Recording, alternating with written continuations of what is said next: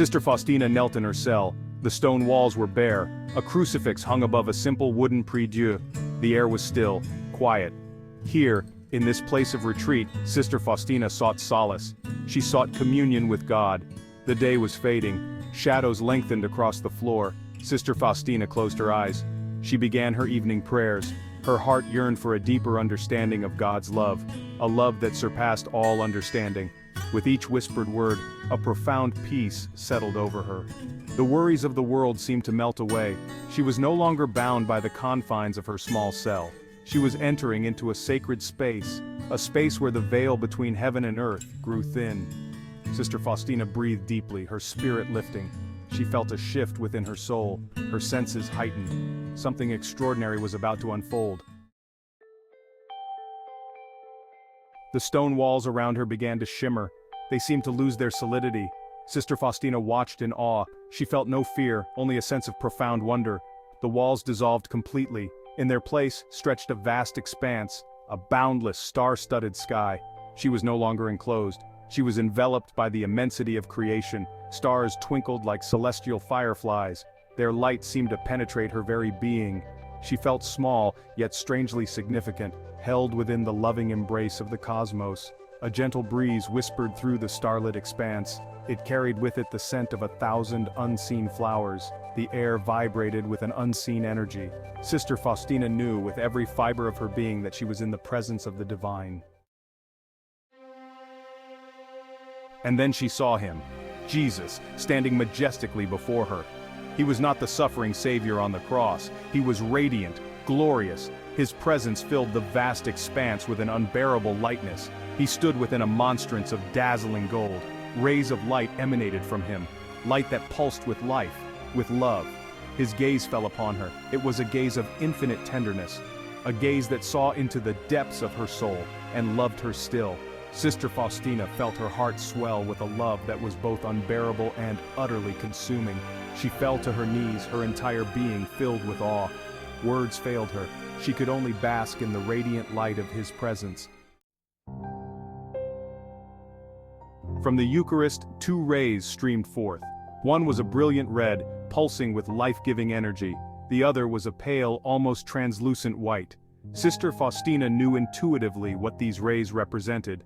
The red ray was the blood of Christ, poured out for the salvation of all humanity.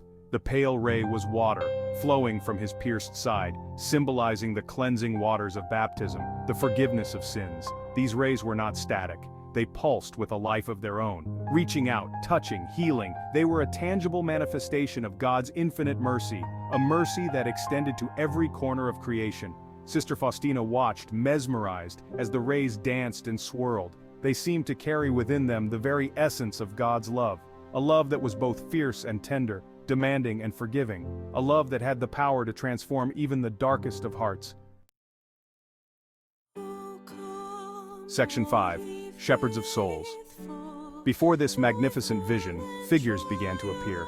A priest stood closest to the Lord. His vestments shone with a brilliant white light.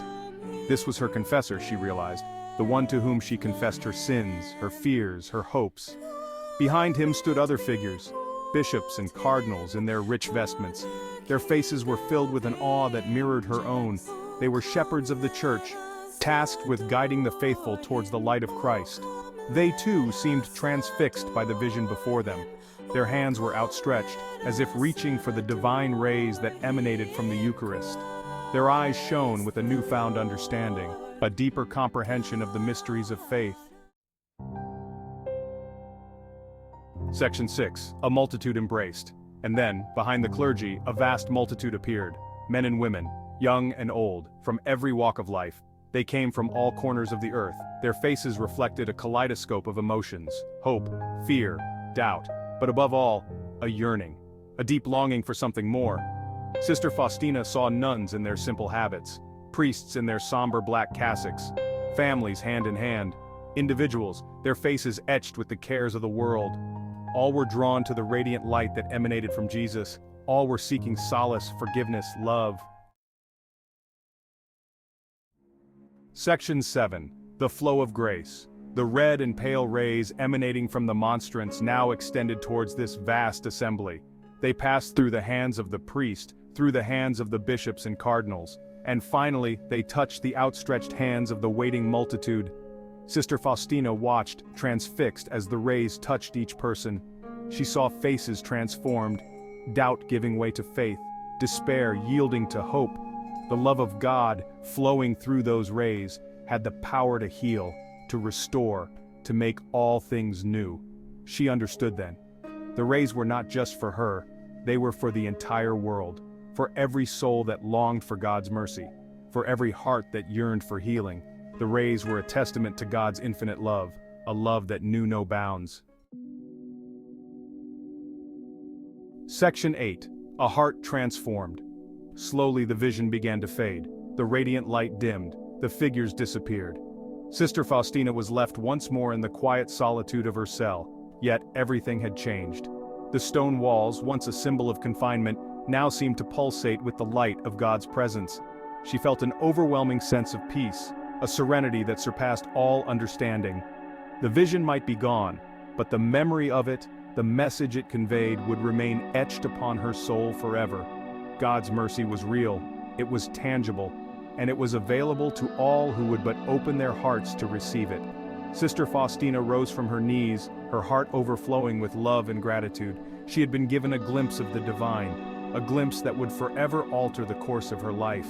She knew what she had to do.